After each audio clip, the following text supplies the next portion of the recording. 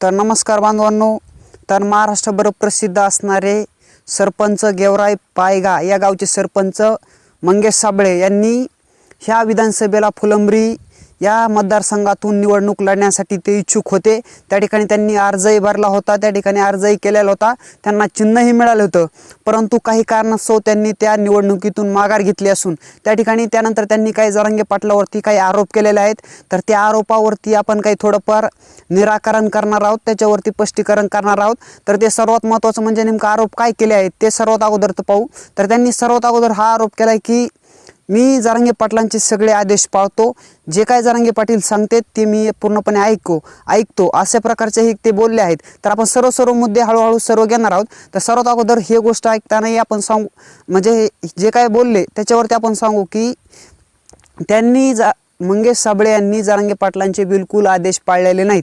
तर आता ते कोणकोणते पाळलेले नाहीत ते तुम्हाला सांगतो। ज्यावेळेस मराठा आरक्षणाचं आंदोलन खूप पेटलेलं होतं त्याच्यावेळेस जरांगे पाटील वारंवार सांगत होते, समाजाला सूचना देत होते की समाजानेही बिलकुल कोणतेही जाळपोळ करू नका, शांततेचं आव्हान त्या ठिकाणी जरांगे पाटील वारंवार करत होते। त्याच्या वेळेस मंगेश साबळे यांनी डायरेक्ट त्यांची स्वतःची गाडी जाळवली, त्या ठिकाणी पूर्णतः मीडिया आकर्षित करायचं काम मंगेश साबळे यांनी केलं। त्यानंतर सर्वात दुसरं म्हणजे त्या ठिकाणी बीडमध्ये जाळपोळ झाली, त्याच्यामध्ये म्हणजे एवढं म्हणजे जरांगे पाटलावरती खूप आरोप केले। भर अधिवेशनामध्ये सगळेजण जरांगे पाटलावरती आरोप करत होते। त्याच वेळेस मंगेश साबळे यांनी मुंबईला जाऊन सदावर्तेच्या घरी जाऊन सदावर्तेच्या गाड्या फोडल्या। तर हे त्याच्या अगोदर तर जरांगे पाटील सांगत होते की शांततेचं आव्हान वारंवार समाजाला करत होते, तरी पण मंगेश साबळे गेले त्या ठिकाणी, त्यांनी डायरेक्ट गाड्या फोडल्या। आल्यानंतर काय बोलले की मी जरांगे पाटलांचा सहकारी आणि ते जे काय विराट सभा झाली आंतरवली सराटी या ठिकाणी, त्याचे तुम्ही फोटोज पहा, व्हिडिओज पहा, त्या ठिकाणी मी त्यांच्या सोबत होतो।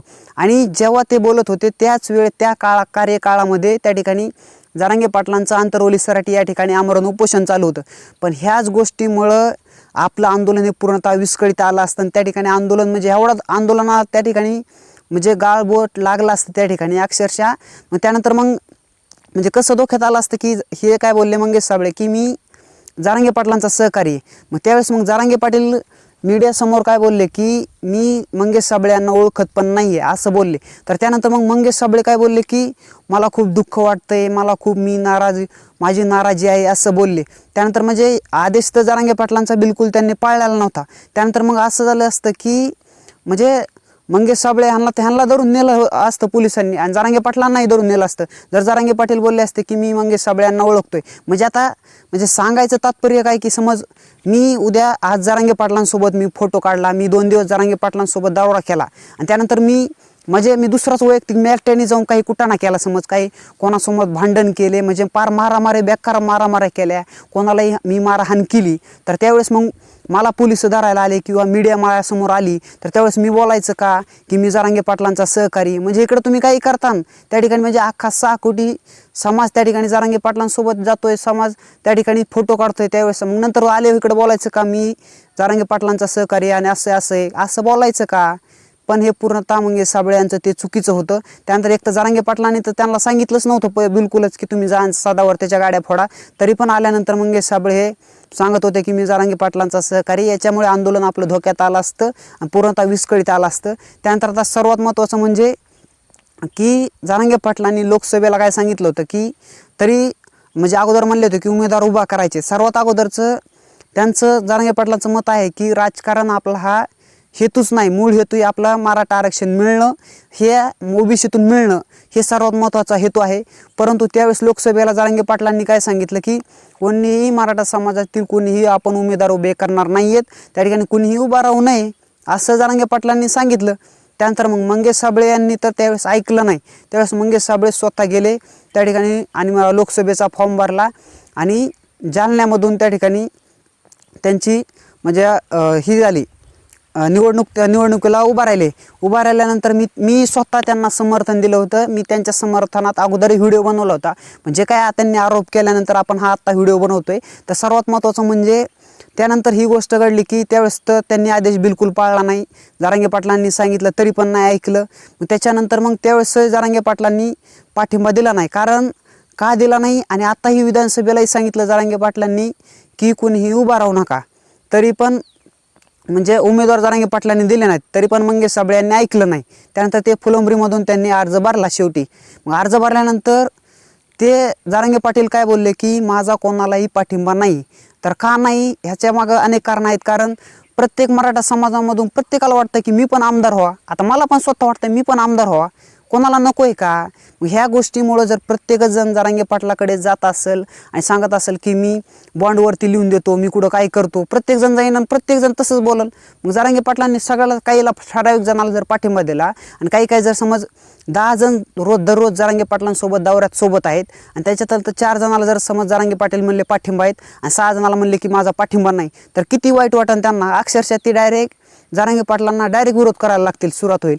तर म्हणजे सर्वात समजून घ्यायची भावना ही मंगेश साबळे यांनी घेतली पाहिजे. कारण प्रत्येकजण अनेक लोक म्हणजे त्यानंतर अनेक जण लोक हे फॉर्म भरायला लागलेत निवडणुकीला आणि जरांगे पाटलांकडे जाऊन सांगायला लागले की आम्हाला पाठिंबा द्या. त्यावेळेस जरांगे पाटील सगळ्यांना स्पष्टपणे सांगत आहेत की माझा कोणालाही पाठिंबा नाही. त्यानंतर जरांगे पाटलांसोबत अनेक महिन्यापासून जे सचिन हावळे पाटील ते सुद्धा स्वतः वैयक्तिक जरांगे पाटलांसोबत फिरत होते रात्रंदिवस. त्यांनी सुद्धा सिल्लोडमधून त्या ठिकाणी त्यांनी अर्ज भरला होता. त्यावेळेसही जरांगे पाटील बोलले की माझा बिलकुल पाठिंबा नाही. तुम्हाला मग मंगेश साबळांनाही त्या ठिकाणी ऑप्शन होते की तुम्ही स्वतःच्या जीवावर काय निवडणूक लढवायची होती ती लढवायला पाहिजे होती. थोडीच तुम्हाला जरांगे पाटील बोलले का तुम्हाला निवडणूक लढा म्हणून, नका लढू म्हणून, असं बिलकुल म्हणलेलं नाहीत. त्यानंतर म्हणजे काय होतं की काही एका मतदारसंघातून मराठा समाज अनेक 50-50 जणांनी फॉर्म भरले तर आणि ते प्रत्येकजण जाते जरांगे पाटलांकडे मला पाठिंबा द्या असं बोलतात. मग त्याच्यामुळे एक असा गोळ होतं की नेमकं सगळ्याला पाठिंबा दिला मग नुसतं सगळ्याला 4-5 मतदान पडते. मग त्या अक्षरशः निवडणूक लढून काहीच फायदा नाही. म्हणजे हे सर्वात महत्त्वाचं होतं की आता जर मी फॉर्म भरला, माझ्या शेजाऱ्याला बरं वाटेल का? शेजाऱ्याला पण वाटेल की मी पण जाऊ बा, त्यांनी फॉर्म भरला, मग आपण जाऊ ना, आपण नाही का मराठा, आपण पण जायचं जरांगे पाटलांकडे म्हणायचं की मला पाठिंबा द्या, मग आपल्याला मतदान पडेल. म्हणजे काय होतं की असे अनेक मराठा बांधव जात आहेत आणि जरांगे पाटलांकडे पाठिंबा मागत आहेत. त्याच्या वेळेस त्यामुळे गोळ होतोय की जरांगे पाटलांनी जर एकाला म्हणलं की पाठिंबा देतो तर दुसरा लगेच नाराज होतोय. आणि पहिल्यांदी एका मतदारसंघातून एक मराठा समाजाचा अर्ज आला की दुसरा पण एक जण अर्ज घेऊन येतो जरांगे पाटलांकडे, म्हणतो की मला पण पाठिंबा द्या. म्हणजे ते बॉन्डवर लिहून आणतात सगळेजण, त्याच्यामुळे गोळ होतोय. आणि त्यानंतर मग जरांगे पाटील काही असे अपक्ष उमेदवार आहेत ते की आतापर्यंत पहिलीचे 50 त्यांनी पक्ष बदललेत आणि काही 2-4 महिन्यापासून जरांगे पाटलांसोबत फिरायला लागले. आणि त्यानंतर आता ते बोलतात की आम्ही अपक्ष उभा राहतोय आणि आमचा जरांगे पाटलांना आमचा पाठिंबा आहे, असे करून बॅनर गावात लावत आहेत आणि त्या ठिकाणी प्रचार करत आहेत. परंतु मग त्याच्यामुळे जरांगे पाटलांनी काय सांगितलं स्पष्टपणे की माझा कोणालाही पाठिंबा नाही आणि जे काय अपेक्षा उमेदवार असे आहेत जे त्यांनाही पाडा. त्यानंतर कोणाचंही नाव घेतलेलं नाही, वैयक्तिक कोणाचंही नाव घेतलेलं नाही. मंगेश साबळे यांचं पण बिलकुल कसल्याही प्रकारचं नाव घेतलेलं नाही. मग ते स्वतःही त्यांच्याच अंगावरती ओढून घेत आहेत आणि सांगत आहेत की मला वैयक्तिक जरांगे पाटलांचा विरोध आहेत आणि ते सांगत आहेत की मंगेश साबळे यांना पाडा, असं मंगेश साबळे जरांगे पाटलांवरती आरोप करत आहेत. पण हे पूर्णतः चुकीचं आहे. ह्या गोष्टीमुळे समाजामध्ये फूट पडेल.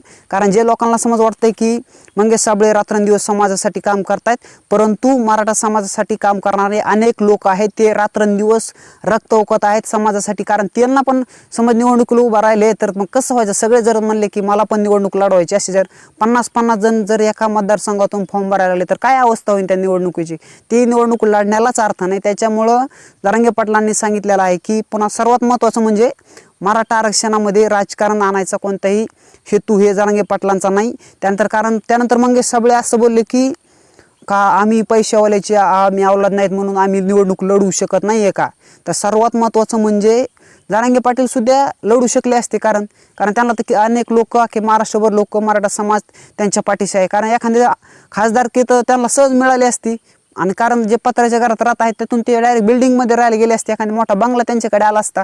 पण ते त्यांनी बिलकुल केलं नाही. कारण त्यावेळेस त्यांनी सांगितलेलं आहे की राजकारण हे आपला हेतू नाही आणि त्यानंतर आपलं राजकारण करायचं आपलं बिलकुल काम नाही. कारण आपलं फक्त हेतू आहे की मराठा आरक्षण मिळणं हे सर्वात महत्त्वाचा हेतू आहे. पण मंगेश साबळे हे कोणत्या हेतूने हे आंदोलनामध्ये घुसण्याचा प्रयत्न करत होते? कारण त्यांचं अगोदर डोक्यात प्लॅन होता की लोकसभा आता जवळ आली, मग आपण आता हे आंदोलनामध्ये काहीतरी करू, मीडिया आपल्याकडे आकर्षित होईल, अशा प्रकार काहीतरी आपण करू, काहीतरी कुटाने करू. त्यानंतर मग त्यांनी मुद्दामून ते 2 गाड्या जाळवायचं काम केलं. त्याच्यामुळे मीडिया आकर्षित केली, महाराष्ट्रभर प्रसिद्ध झाले. त्याच्याबद्दल आमचं काही मत नाही की तुम्ही समाजासाठी काम करताय, त्याच्याबद्दल तुमचं म्हणावं तेवढं आम्ही कौतुक करतो तुमचं. परंतु जे काय तुम्ही राजकारणाची दिशा घेऊन त्या ठिकाणी ज्या आंदोलनामध्ये घुसलात आणि त्यानंतर लोकसभेला तुम्ही कोणत्याही जरांगे पाटलांचे आदेश कोणतेही पाळलेले नाहीत. तुम्ही स्वतःनी जाऊन लोकसभेचा फॉर्म भरला, बळजबरीनेच तुम्ही केला, तुम्हीच निवडणूक लढली, त्या ठिकाणी तुम्हाला मतदान पडलं, काय झालं त्याच्याविषयी वेगळं, त्या वेगळा विषय राहिला. परंतु ते कोणत्याही प्रकारचा तुम्ही जरांगे पाटलांचा कोणताही तुम्ही आदेश मंगेश साबळे यांनी पाळलेला नाही. परंतु निवडणूक तुम्हाला फुलंब्रीमधून लढवायची होती तर बिंदास तुम्ही लढवायची होती स्वतः जेव्हा. जरांगे पाटलांचा काय कशामुळे पाठिंबा हवा आहे तुम्हाला? कारण असे म्हणणारे प्रत्येक जण आहेत, अनेक लोक जे रात्रंदिवस जरांगे पाटलांसोबत रक्त ओकत आहेत, त्यांना पण वाटत आहे की मी पण आमदार व्हा आणि मला पण जरांगे पाटलांनी पाठिंबा द्यावा, असे सगळ्यांनाच वाटत आहे. त्याच्यामुळे सर्वांनी समंजसपणाची भावना घ्या. सर्वांनी जर असं करत राहिलो, कारण आपल्या ह्या आरक्षणाचं पूर्णतः राजकारण होईल आणि आरक्षणाचा विषय हा लांब राहील. त्या ठिकाणी आरक्षण बिलकुलच मग ते विषय दूर होऊन जाईल आणि इकडं राजकारण चालू होईल. त्याच्यामुळे सर्वांनी समंजसपणाची भावना घ्या. कारण हे राजकारणाच्या बिलकुल नादी न लागता आपल्याला आरक्षण कसं मिळता येईल, आपल्याला कसं मिळवून घेता येईल आणि आपल्याला जास्तीत जास्त ओबीसीमधून आरक्षण कसं मिळेल यासाठी सर्वांनी प्रयत्न करायला हवे. असं मंगेश साबळेंनीही सुद्धा समजून घ्यायला हवं की आपला राजकारण आपला हेतू नाही. कारण तुम्ही तर त्या हेतूने आलतायत हे आता मी स्पष्टपणे सांगतोय. कारण तुमचं मी मागे समर्थन दिलं, पण जे काय तुम्ही जरांगे पाटलावरती आरोप केल्यानंतर जे काही समाजामध्ये म्हणजे एक संभ्रम निर्माण होत आहे, त्याच्यामुळे हा मला व्हिडिओ बनावा लागला. त्याच्यामुळं मंगेश साबळे यांनी जरांगे पाटलावरती खोटे आरोप न करता किंवा पुन्हा जरांगे पाटलांनी नाव नाही घेतलं तरी पण हे मंगेश साबळे असं बोलत आहेत की मला जरांगे पाटील विरोध करत आहेत आणि सांगत आहेत की मंगेश साबळे यांना पाडा. असं बिलकुल जरांगे पाटील बिलकुल बोललेले नाहीत. हे तुम्ही स्वतः तुमच्या तोंडाने शब्द बोलत आहात, पण हे पूर्णतः चुकीचं आहे. अशाने समाजामध्ये एक संभ्रम निर्माण होत आहे आणि जे मराठा आरक्षणाचं आंदोलन आहे ते विस्कळीत होण्यास प्रयत्न होत आहे. त्याच्यामुळे मंगेश साबळे यांनी समंजसपणाची भावना घ्यावी ही त्यांना कळकळीची विनंती आहे. आणि इथंच थांबतो. जय हिंद, जय महाराष्ट्र, एक मराठा लाख मराठा, आणि भेटू पुढच्या व्हिडिओमध्ये.